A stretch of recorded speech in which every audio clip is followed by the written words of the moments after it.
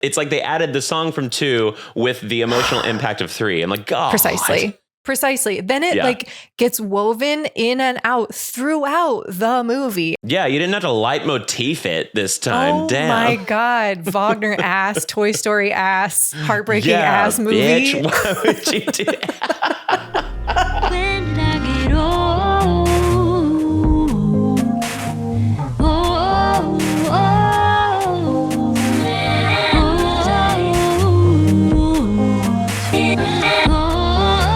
Hi. Hello. Welcome back. Welcome back to Keep Me Young. I am Blake. And I'm Heather. And this is your weekly podcast to watch two millennials keep each other culturally relevant through pop culture, politics, entertainment, video games, anything that's going on. We might talk about it or we might not because we won't stay up to date on things sometimes. Y'all hear? There's so many times where we'll go into these like, oh shit, oh God, what's happening this week? What happened? And sometimes we talk about stuff that happened 10 plus years ago, and that's okay too. All right. And that's okay too. You get the best of both our worlds. prerogative. Speaking of something that was 10 years ago. Absolutely. So there you go. Wait, speaking of that, Beautiful. I mentioned Ingrid Michaelson, thinking that the Gen Zs that I'm spending time with on this artist colony would not know who she was. And they were like, oh my God, yeah, Ingrid Michaelson. I was like, she's from like 2005. They were like, oh, yeah, sure. Also, Fergalicious. Wait, I did karaoke with a whole bunch of retro people in their 20s. Yeah, exactly. Mm-hmm. And all of them chose Fergalicious as like that was the like throwback. Oh my gosh, let's do a group number. Let's do Fergalicious. I was like, why is that the one? It's definitely a throwback now. It's like a classic. I feel like it's become a classic. It's kind of like Baby Got Back or something like that, you know? Yeah, it's funny that it's that one.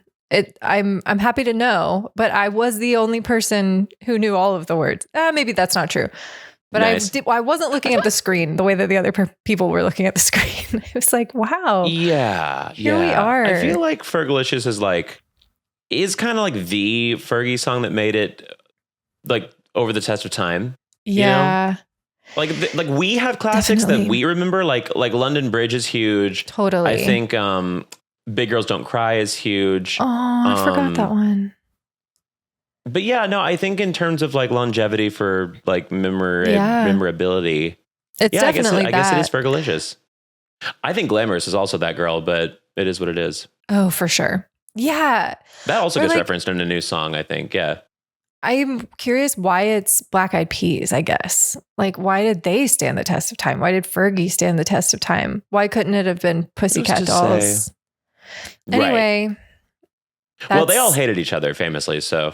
Oh my God, they did? They were so hot. Yeah, I think Nicole Scherzinger is like on a like active campaign to make sure she's the only one remembered from the Pussycat Dolls. So. Well, it's working. She's all the way on Broadway for sure. Right. Like she won the Tony, so. There's not, you could retire. You're done. You're like, I won at music. All of you bitches could never. Like, no, I'm repping them. Night. No, I'm repping them. My God. Anyway, hi. What's keeping you young this week? Oh, I'm ready. I had one and then I was like, no, I don't. It's this one, obviously. Oh. There was the other one is there's like this really funny Splatoon like ad or whatever, and I'll put it I'll put it in later. But actually I can play that really fast before I show this. It's a mini one, so it doesn't matter. So who cares? I get to see it too. I don't know what the fuck you're talking about. Have two youngs. So there's an ad for the game. Oh, excuse me. There's an ad for the game Splatoon, which is like just a video game that like a lot of people like, a very large trans audience, surprisingly. Hey. But it's like a first-person shooter. It's very cute. It's got these little like squid-like characters cute. Or whatever. They're very cute. And so there's always been a complaint about their marketing in America that it's not very palatable and not very relatable. And they just keep delivering on that, because this is an ad for Splatoon of like, get ready with me to fight blah, blah, blahs and stuff. Keep in mind, the target audience is like queer young people, pretty much. Great. Or like hyperactive, excitable youth, I would say, is the typical iPad Splatoon babies, you can say target audience. Sure. Yeah, target audience. The trans audience is like a byproduct that just like blew up. But like I think Nintendo's goal is like youngins that are easily excitable. Got it. Because it's very visually beautiful. Anyway. TBH, I have tried this raid before, but let's just say my strat wasn't stratting. So as much as I love my dualies, I think I'm going to change to a roller this time. I got absolutely swarmed on my last raid, and this is way better for close range damage. Oh wait, I should change my gear too. For gadgets, I'll def want a shot pot to hit scrappers behind their shields. And then, stop, these bomb balloons go so well with this loadout. Crowd control with a bang. Slay. I'm literally so glad I had that shot pot. No splats and great loot. No crumbs. Thanks for getting ready with me, guys. Okay, love you so much. Bye. So that's tough. Oh, shut up.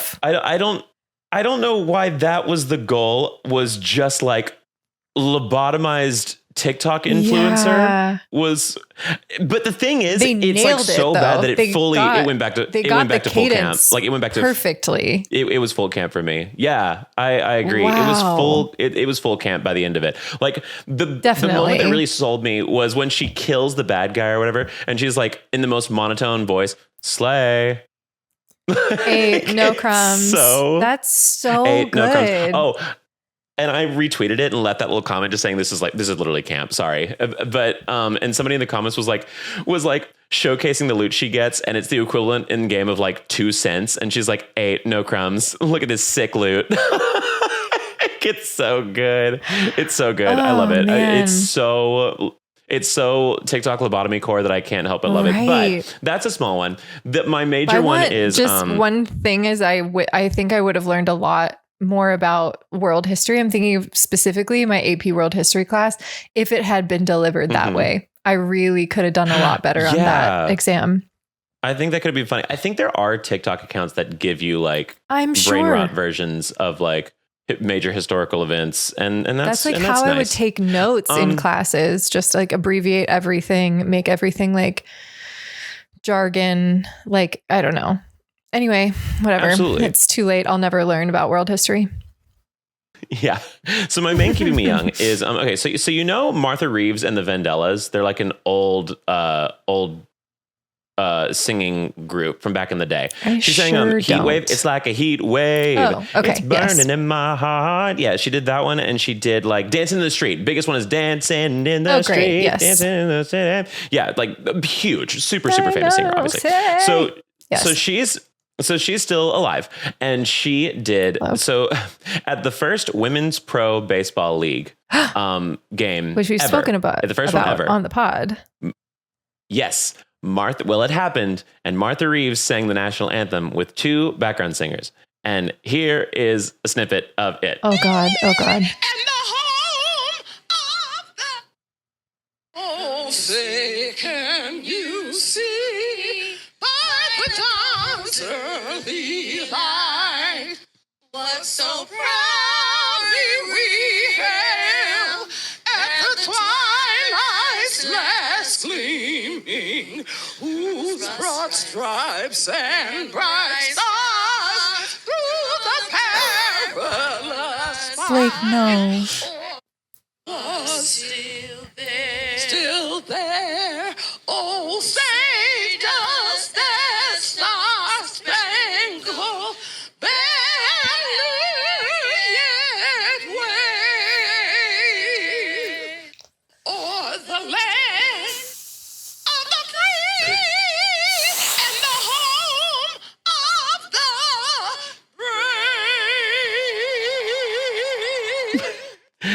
brave. To watch the whole audience just holding in their lap is the best thing in the world. There's some highlights for sure. No. One is her mixing up on that rhythm with them. To her at the end, it's like, "Oh, the land of the free." It's like just making up whatever she was. And then what was the other one? I love when she does a color change, a deep color change when she goes up higher. Yeah. Banner get wet. It's so good. The key changed a billion times. There's so much to unpack here, and She it just makes me sounds so like happy. that effect that you can do on TikTok where it makes your voice sound like shit, but it's real. Yeah. Oh right, my but it's real. God. And How you know old what? is Good for her. she? You know what? Whatever. She can do no wrong. She had a monumental run as a singer. You can do whatever you want. Absolutely. I don't care. Like, it's fine. You've proven that you can, or at least at one point could sing. So like, whatever. Totally. But it's just so. And then the best part, cherry on top of all of this, is that the story keeps getting funnier because somebody found footage of them during the rehearsal where they're sitting in the audience using the mics, practicing it, and she's literally speaking on the mic, being like, "No, that's my line. No, you're coming in on my. No, that's your." And then like she's saying it at one point, and there's background singer just singing. She's like, "Wrong key," like all this stuff, and then at some point she's like, "I think I can just do this on my own." Like she's And they were like, just no, you can't. No, actually, you can't. I guess Whose not. idea was it for the backup singers? Because I love that artistic choice. Love that artistic know, choice. because- Whoever did it is a because at the genius and end- has worked with divas before. That's a brilliant Absolutely. twink. Absolutely. And the best part is like, and speaking of the background singers, there is, at the end of it in the video, when she gets to the of the free, whatever, and she's like doing her own thing, there's literally a moment where both the background singers are just like they just let her go. They're like, you take it. Basically, like they're like making the motion of you take it. It's fine. Go. They gave up. Like, I can't even imagine trying to match the key with somebody who's just like changing it every 2 seconds in harmony. I would lose my mind. I lose my mind. Like, because you have to be, to do harmony, you have to be so locked into what the key is anyway. And if it changes, it's over. Like, I would unravel personally. Right. The backup singers who were not singing harmony, the backup singers who were I like theoretically singing unison with the lead singer is I think so. diabolical. There was some harmony intended, but it didn't land that way because she was changing her key every 2 seconds, I think. So at some point you have to just give up and go for the melody. Like, who cares? Yeah, that also happened at karaoke. I like me and this lovely poet were like, should we sing the prayer, Andrea Bocelli, Celine Dion? And in my head, I was like, hilarious. Big ass. Love it. Yeah. Except that it does go into harmony and you really have to commit to that harmony. And this person is a poet. And so we sang unison the whole time, but I was singing harmony. So it was like unison, not melody line. It's sometimes good to like flail publicly in a musical setting to be like, right, nothing matters. It's totally fine. Nothing's real. Nothing's real. And you know what? I would really love to hear her sing the prayer now that I think about that. I think that would be really great too. And then the backup singers sing the Andrea Bocelli That'd be line. so good. Oh my God. Yes. This poet nailed the Italian. No, this isn't a duet. Anyway. Right. Oh my God. That'd be so good. Oh well, wow, but yeah. So that's what's keeping me young. And you know what? The prayer is very well known for being done by Celine Dion and Josh Groban, who was very young at the time. It was his big debut. So speaking of youth, what's keeping you young, Heather? Wow. Well done. I'm familiar with the Josh Groban Charlotte Church version of the prayer. Do you remember that? What? Oh, the one I know.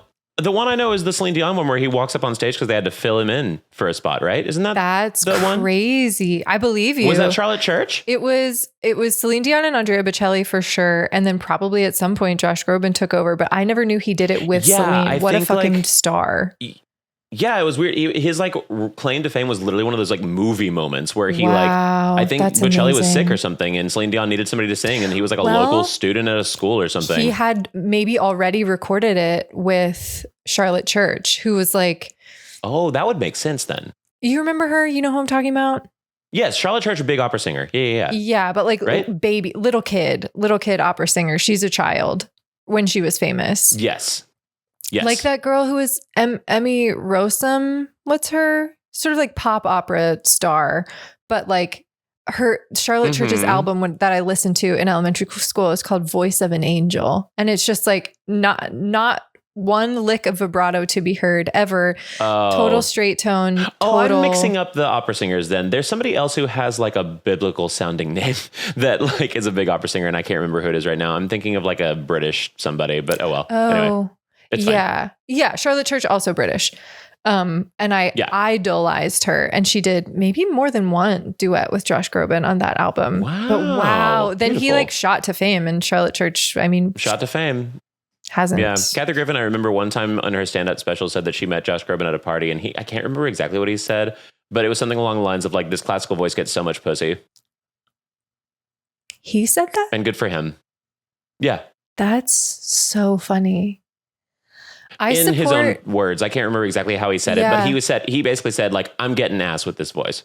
I believe it. And it's ass of women at least 10 years older than him. Maybe now it's balanced out, but it was like middle, like 30-year-old women when he was like 21.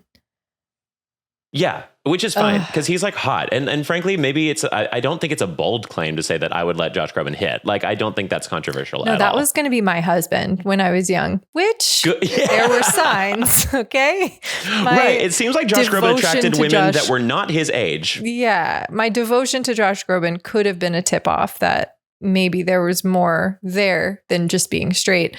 But, oh my God. Yeah, I saw him in concert, and it was like all moms absolutely dropping their panties for him. I could see that, actually. Queer women, queer fab individuals. Mm-hmm. Can you let us know, was Josh Groban like an exception for you, or like an eye opener that you might be queer? Let us know. Let us know. Please let us know in the comments. I don't know because it was also like Rufio from Hook. That was like more realistically, but then like professionally, it was Charlotte Church and Josh Groban. I was like, that's going to be me one day. Absolutely. No question. Good. Also, now that I'm saying this out loud, small tangent. Has there been a queer rendition of Moby Dick yet where Captain AFAB is the main character? Because I feel like there's something there, and I feel like you could do it actually. I think you could rock a Captain AFAB. Thank you. That's going in the Rolodex. Thank you so much. Yep. Wow. We're buying you a hook right now. Going into development. Well, here's the thing. Good. I did write a show that's like a trans queer drag interpretation of Peter Pan. Mm-hmm. And Captain Hook, spoiler, does transition to Tinkerbell, and Wendy, spoiler, does transition to Peter Pan. So like, it's not too far off from Captain AFAB. It could be done. It's already almost there. We're already almost there. And small plug for myself, that show got picked up for the Philly Fringe Festival, and we're doing 2 shows of it in Philadelphia in September. God. We're the congratulations, paper. We're like Heather. in print in the paper. I just saw today. Very exciting. Oh my God, you published. We're published. Oh my gosh, congratulations. That's so exciting. A little gay show. Oh, go see the show. Go see the show in Philly if you're there. Go see the show. Yeah, that's my gosh. the only way. Do people still ask you? Well, I guess everything you do is live streamed now, essentially, like, and recorded. People still ask, older people, if I do live stuff, they're like, is it going to be live streamed? Is it going to be? And I'm like, no, that was just for COVID. Nobody does that anymore. Shut up, old man. And I know that's an inappropriate response to have, but it's like, no, just go to the theater. No, just go. Yeah, that's fair. You live in the city. You lived in the city. It's fine. No, I get that. There was a moment where everyone was like, well, that was kind of nice, I guess, sometimes not having to ever go. But it was nice. I could see then you all go of theater and you're in like, my God, living I'm room. so glad I went. Oh my God, I saw Every Brilliant Thing. Also a great piece of theater. Wow. Incredible. Running for another week. It's probably going to be closed like shortly after this episode comes out. Great. Very, very good. Tracy Ellis Ross, amazing. Oh, love her. And I have what did I list it? I think it's My Aging Me, which is related. So I saw Every Brilliant Thing, beautiful one-person show about like having like a mentally ill mom, and then sort of like understanding what that means as an adult, understanding yourself and the implications of that. Weeping and like also like full participation from the audience. There are like many times when audience members are like asked to be characters and are like fed their line, but it's done really, really well. Also, Tracy Ellis Ross is who is the person now. Audience full of Black people on Broadway. Have never been in an audience full of that many Black people on Broadway. It was incredible. And it was already like participatory, and even more so participatory.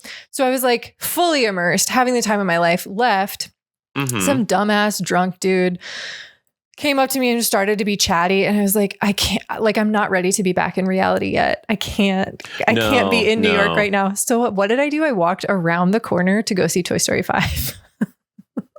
Yes. And I just said back to back. I'm out of here. I'm going back into a theater. What a double whammy. Yeah. That's and I gorgeous. got a soft serve ice cream cone in the middle. It was a big day. That's so nice. But wasn't 5 good? Oh my God. Okay. So that is my aging me this week because of their absolute diabolical use of that fucking Sarah McLachlan song. This movie opens with it.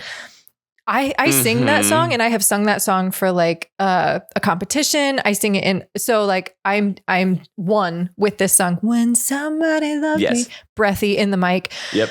It doesn't mean I'm not still like tremendously moved every time I hear that fucking piano intro. Movie starts with that, and I'm like, oh God. Yes, it does. No. Yes, it does. Like, hey, remember 3 when we made you want to kill yourselves? Oh my God. Remember when 3 made you want to die? Here's the song. I thought that was over. Here's the song from 2, but it's like they added the song from 2 with the emotional impact of 3. I'm like, God. Precisely. Then it like gets woven in and out throughout the movie. I said, I know you guys are sitting on a gold mine with this particular song, but like you didn't have to put me through an absolute paper shredder for this movie. Yeah, you didn't have to leitmotif it this time. Oh damn. My God. Wagner ass, Toy Story ass, heartbreaking ass movie. Bitch, why would you do It was. God, put the emotions back in the box. Put them back in. But I mean, that is why I went. I was like, no, I'm in my feels too much. I gotta go. We come to this place for magic. We come to AMC theaters to laugh, to cry, to care. And I did all 3 in Toy Story 5. Oh my God. So good. It was great though. Yeah. I thought it was so awesome. I thought the animation is just, I mean, it's always been great. But it just keeps getting better. It's crazy. It really does. And like,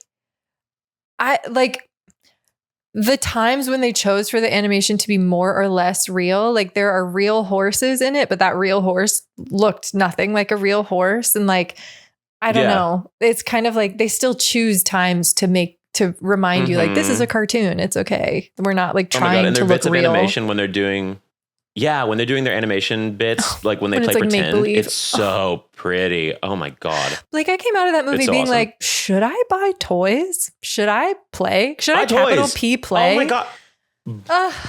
Buy toys. Honestly, love plush so much. I'm telling you, holding a plush while doing anything makes you feel better. I'm telling you. A stuffed animal. His name is Snowflake. He is on my bed right now. He has traveled with me through infancy. Right. I know. I always felt that spiritual connection between the 2 snowflakes. Oh, yeah. The spirit's there. But he used to have a buddy. He used to have a little cat, stuffed animal, and she got lost somewhere along my childhood. But I'm kind of like, do I need to buy some friends for Snowflake? I think yes. And like, maybe. Like make him kiss and make him get married. And like, when do we, other than like fucking Dungeons and Dragons, when are adults doing that? When are adults capital P playing? Or like doing theater? They make a YouTube channel and they're me. Exactly. They make Peter Pan shows. Like this is how to do it. That's called the artistic renaissance, baby, and we're doing it. Yeah. Best thing I ever got was this Vaporeon plush from the Pokemon Center. It's like $45, which is pricey, but it's the softest and big sized plush I've ever gotten. I literally at some point want to collect all of the Eevees and have a giant 9-item collection of this. I guess I'll have to make a shelf and line it up on my bed or something. Yeah. But I love them. They make me so very happy. And I think this one needs to be washed now that I'm feeling it. I think there's a spot that got sticky and I need to eat. I think I was eating. But oh well. Yeah, I know. I was having a bedtime snack next to my plushies. I was having a bedtime snack because I literally love eating in bed. It is my favorite activity in the world. Dude, seriously. There's nothing. Oh my God. Me, like, anteater, just like vacuuming up an entire box of gluten-free Cheez-Its. I just like head in the and like tip it back, and then all the crumbs are on the bed. Mm-hmm. Ugh. Nothing better. Mm-hmm. Nothing better. Man, but no, that was diabolical, and I could understand that way that would age you. Oh my God. But also kept me young. Debriefed. Also kept you young. But we also debriefed, speaking of keeping young, a little bit before starting. And I think we figured out that your young and my aging are the same this time, right? Yes, they are. Can I say one, like, it's a because I don't actually know anything about it. There's one, like, just a log line of another thing that's is aging me, which is that there's a Big Bang Theory spinoff about somebody's. No.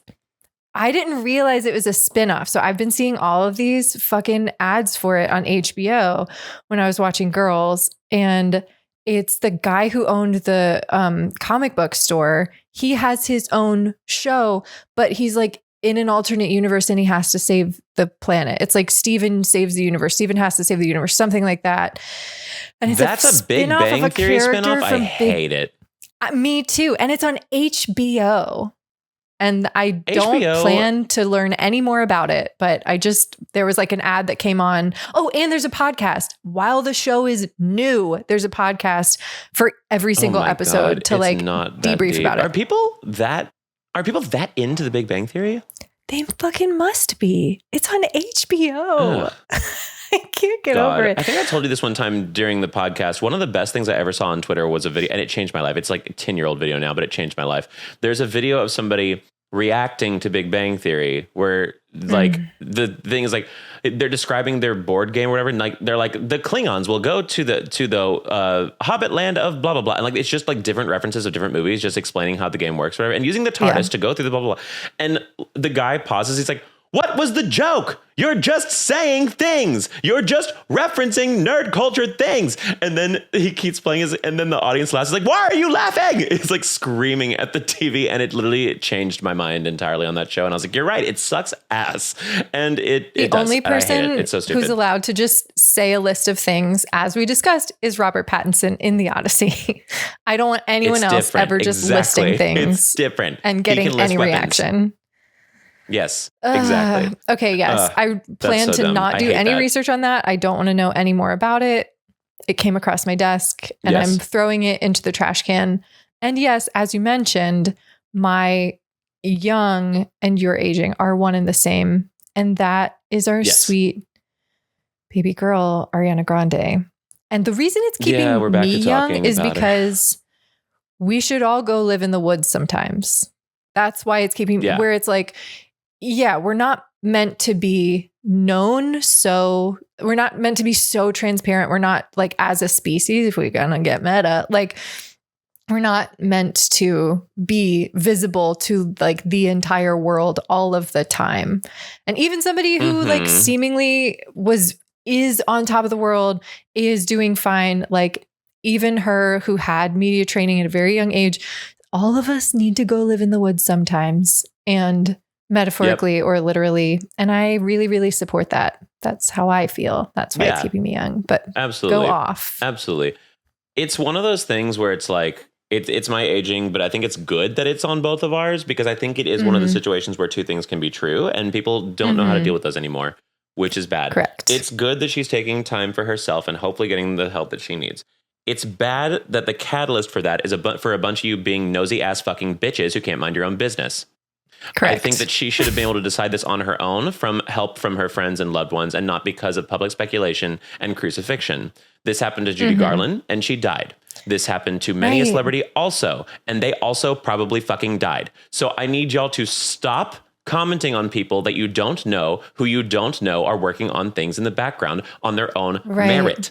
It's sick. It absolutely makes me sick to my stomach that people cannot keep their mouths goddamn shut for a single minute about a woman in the spotlight. It makes me so mad.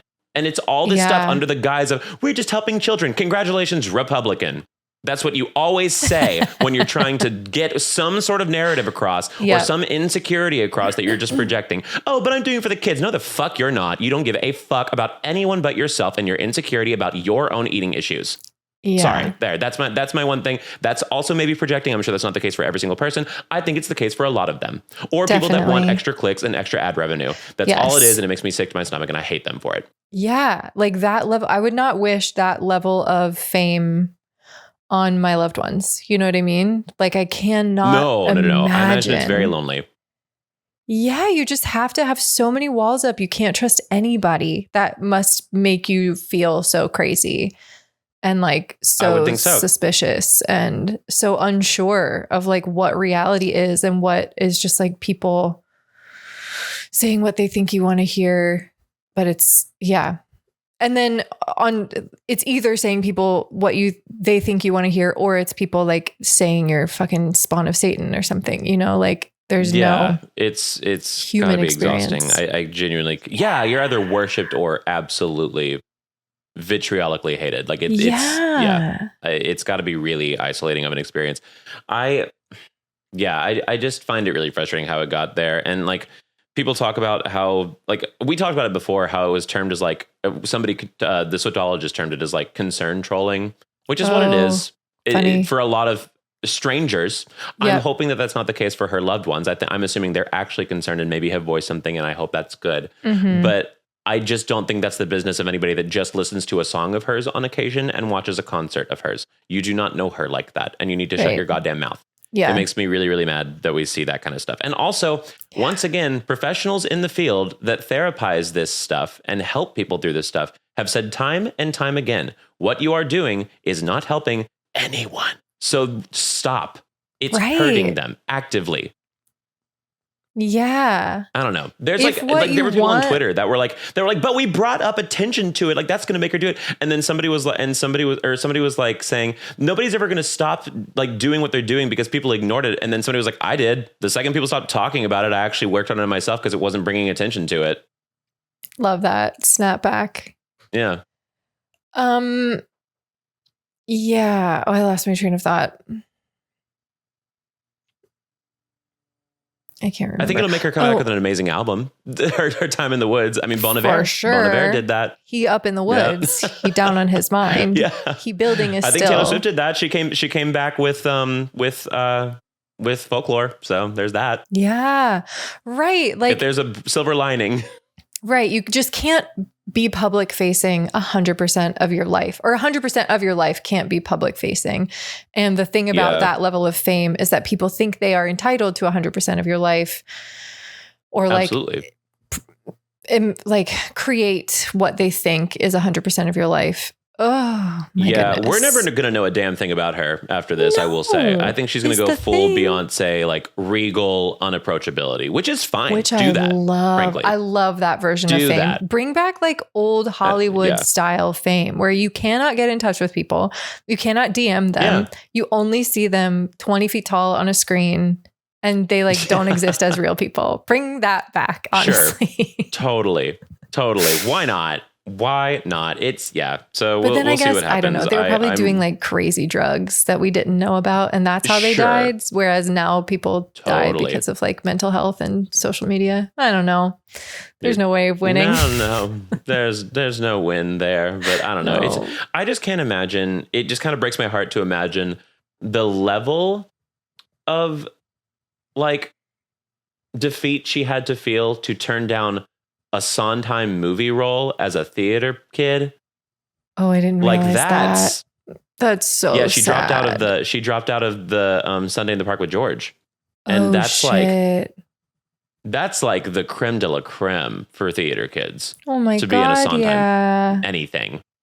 So like it makes me really sad that she felt the need to dip out to work on her own health, which she should, but I just imagine that this honestly probably shattered her to have to turn that down. Yeah, it must be bad, if a decision like that is made. Yeah. But also YOLO. Totally.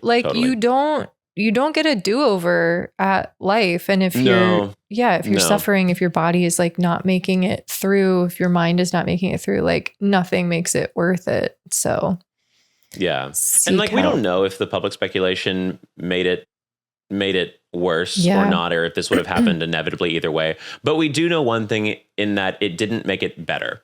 So yes, correct. Correct. So congratulations, all you concerned mothers who care so much about the young girls out there. You did it. Right. That's what I was. She backed off. She's miserable. Yay, you win. Yay, Anyway. good job. Right. That's what I was going to say is like, if people want to like engage in discourse about it, like go to a group therapy session, go talk about it with your friends, I don't know. There are just so many ways. If you are actually like subject based or like you're talking about the content, quote unquote, of all of this, you can still talk about celebrities behind their back to your friends. You don't have to put it online so that the celebrity sees it. That's the thing. Because like even on the other end, I'm not even on the end of shaming her. But there was a moment when it announced that she was dropping Sunday in the Park that I wanted to retweet it and just say, I literally hate all of you. Like that's all I wanted to say and then go on. But I was like, you know what? No, this is just adding on to it and fanning the flame even more regardless. So I'm going to bite my tongue and just let it run its course. Blake, you bravely stayed silent. But I'm so brave. I'm so brave and so unprecedented of a human. Kind of huge. But no, it's just not hard. It's just not that hard. I mean, and that being said, I'm sure I will run my mouth sometime in the future again too. I mean, we're making it the subject of this podcast episode. We're speculating about the speculators. It's different. We're speculating about the speculators, so we're different. We're meta and we're better. Yeah. But no, I mean, I don't know. It's just all a mess, and it just annoys the shit out of me that these people feel vindicated. Now people are like, oh, I'm so happy for her. She's going to do what she wants. It's like, yeah, bitch, you were complaining about her and telling her she was going to die on stage last week. Exactly. Literally last week. That's not helping. It's not. It's just not. It's just not. Yeah. Thoughts and prayers and oversized hoodies for our girl. Ooh, yes. Bring those back too. I think she was happy in those. Seriously. I'll say it. It seemed like she was. And her fuck ass ponies, those giant. Realistically, probably. I'm sure there's plenty going on backstage, but there were moments. Yeah. You're right. Anyway, but at the same time, I don't know who doesn't feel good in an oversized hoodie. I know. It's really. There's nothing like it. Did I ever tell? I feel like maybe I said this on the pod. I hate it, but there's one Louis C.K. joke that like. Oh. Does make me giggle, and I do think about it a lot, where he's like, I would be gay so that I could have a big boyfriend so that I could borrow his clothes and feel tiny, which is like the stupidest metaphor. But like, I get it. You know, you just want to wear some fucking giant oversized whatever and be like, I'm so little. I think that's a universal experience. I live in a cup. Yeah, that's fair. Right, exactly. I am Thumbelina. Exactly.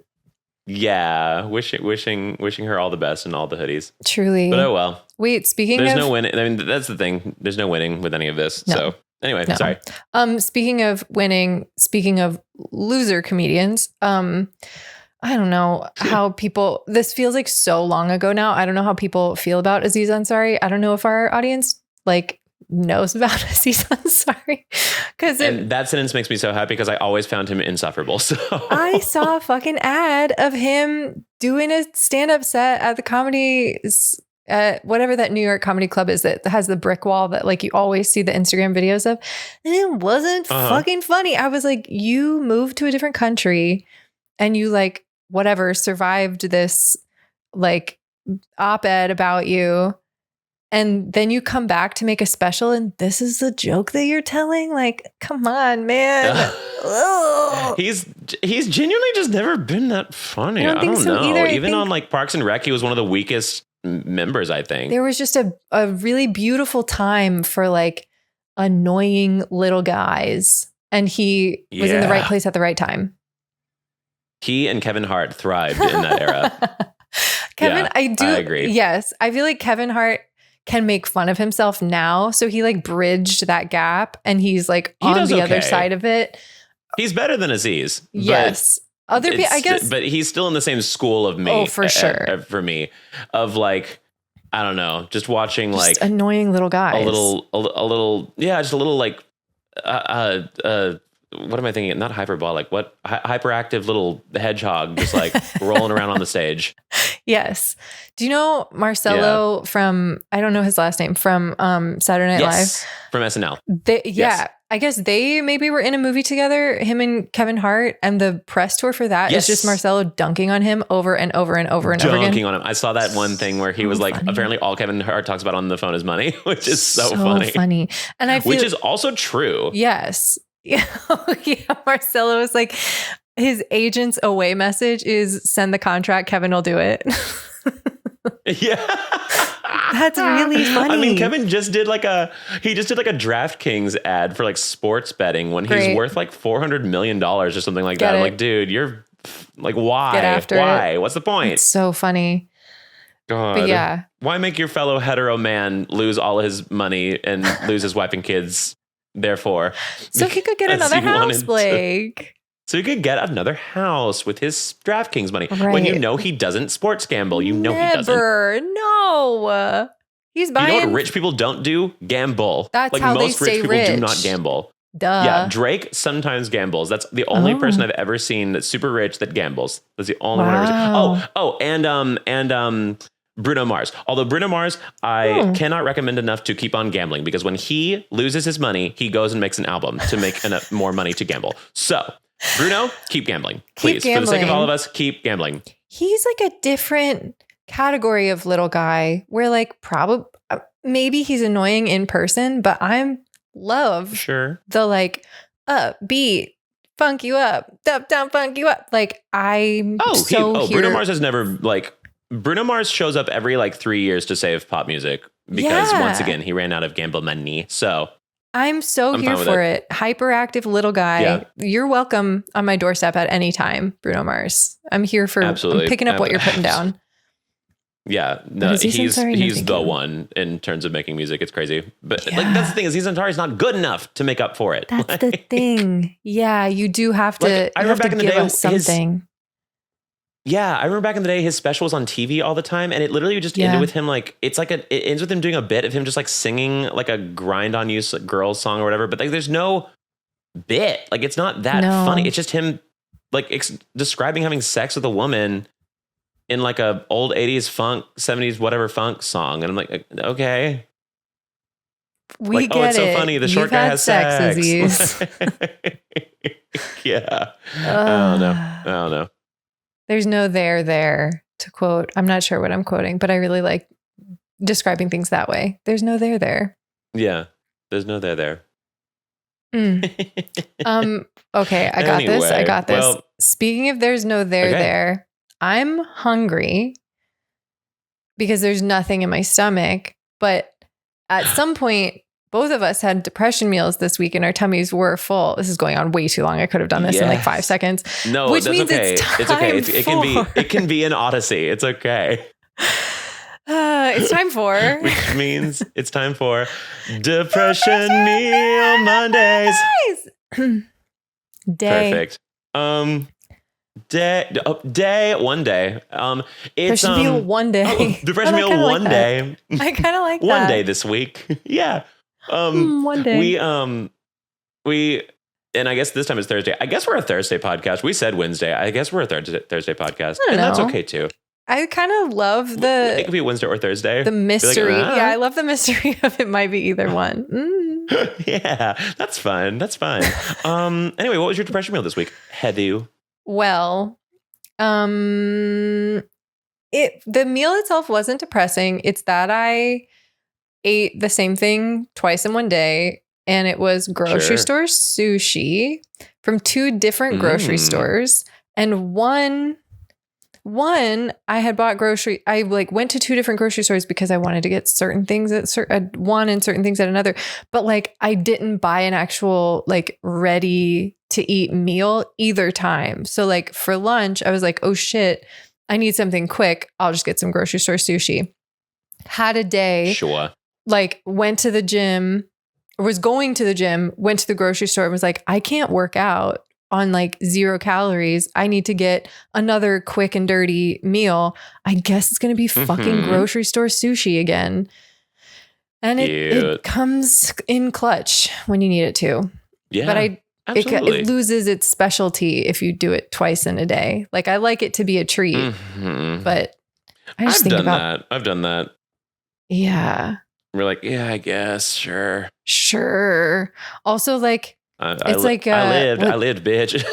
right. It's like those dinosaur like chicken nuggets where it's like it doesn't even resemble the source anymore. And like if Not at all. you go too far away from sushi, if you go to a grocery store that's like far enough down the list of good grocery stores, like that's not sushi anymore, I don't think. No offense That's to just those not artisans sushi, rolling Diva. it, but that's not it anymore. Well, one of them was good, one of them was not that's good. fair. Well, Anyway. okay. Well, that's, a win's a win, I suppose. Yeah. What was your depression meal? Mine was last night. I was filming all day yesterday, the Pokemon War Crimes Part 2, the 7 Deadly Sins. I'm going to because I love categorizing. I wore a Love. Actually, no, we'll let people be surprised.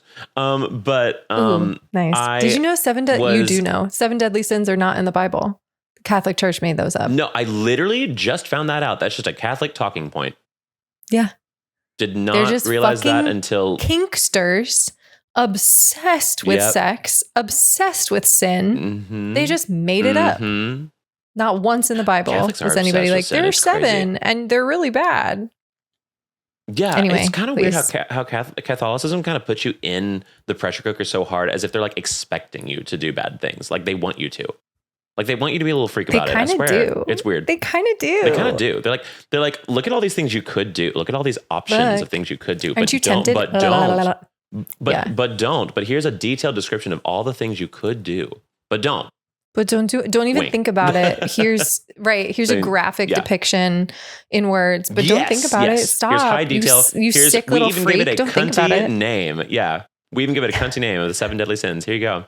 Like crazy. Crazy. But so I was filming that yesterday, and I just because I love categorizing things, I try to way to loosely categorize these stories into the 7 Deadly Sins, and it worked kind of. So, but this one was researched by my stream co-host and friend Luis, of course, you know. And Luis is really good at researching.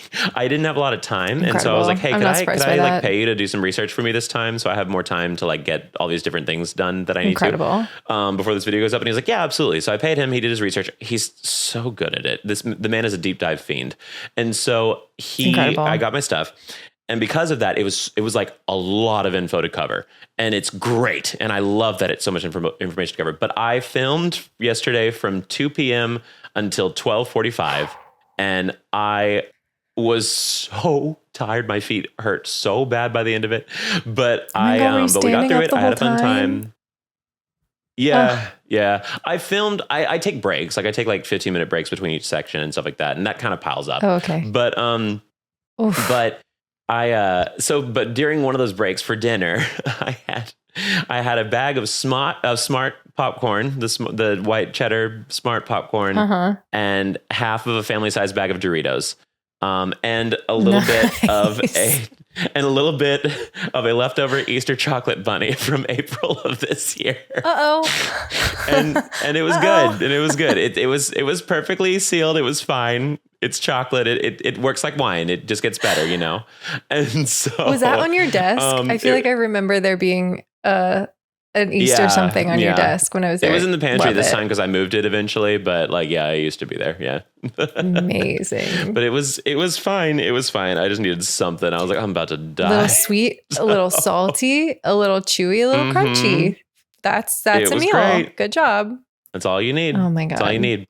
So yeah, that was my depression meal, and it was good. I'd be lying if I said it didn't taste great. So right, that's the thing. Depression meals aren't bad. Just if you had them every single day, you might feel bad. But hi, we have a very brief.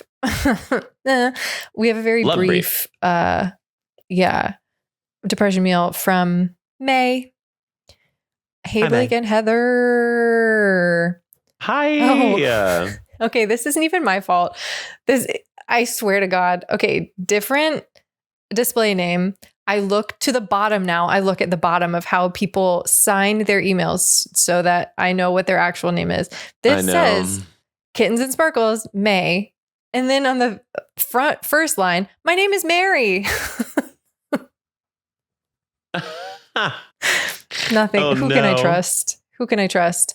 Okay, Mary/May. I adore the podcast and I'm here with a depression meal. Okay, so my depression meal was 3 Costco branded granola bars, followed by 2 cans of Diet Coke and a can of Diet Dr. Pepper. I was hungry and tired. Cute. It was a struggle. Wow. 3 Fun, cans of fun. something is kind of wild. I don't imagine like pounding more than 1 can of some, even other than beer. But I don't even like, I'm not doing that these days. But you can just have It is, multiple yeah. cans of Diet Coke. It's not Right. Like one of nothing's the 7 stopping deadly you, I sins. suppose. Yeah, Yeah. totally. I love that Totally. freedom. Yeah, it is one of those things where you watch a situation where sometimes it's like, it's kind of like in the moment of despair, you also remember like, wait, but humans are so free. And that's beautiful. And I will have a dessert of another soda and it's going to be a different. So I love that it wasn't all 3 the same one. Also, 2 Yes. Diet Coke. Number 3, let's mix it up actually. Diet Dr. Pepper. Mix it up, baby. Who cares? Anyway, but that's fun. Well, thank you, Well May, for your done. submission. And you can send this also to keepmeyoungpod@gmail.com or in our DMs at keepmeyoungpod on Instagram. And for Q&A, you'll have to tune in next time. Yeah. We're busy. reason. I just had an emergency. I just had an emergency call that I have to take. So nothing major, just like it has to be now. So with all that being said, I am Blake. And I'm Heather, and this has been Keep Me Young. I almost said Keep Us Young. Oh, Yeah. This has been Keep Me Young. Thank you for tuning We in. are. You can Thank you submit so much. on Instagram, Spotify, Apple Podcasts, via our Gmail account or Instagram. Did I say Our Instagram comment or section, YouTube? all that good stuff. Yes. Mhm. We would love to see you exactly. there. We Yep. got to get out of here. So without further ado, we leave you with this soda. Can Help everyone gastrointestinally. thrive? Oh, Who needs the World Health Organization? Because that is your health advice today. Go drink a soda. You're Go drink a welcome. sodie. You're welcome. bye. I've been Dr. Fauci. It's great to Bye. see you all. Poor guy. Okay, Oh my love you. God, that should have been my aging. Anyway, bye. Honestly. Bye.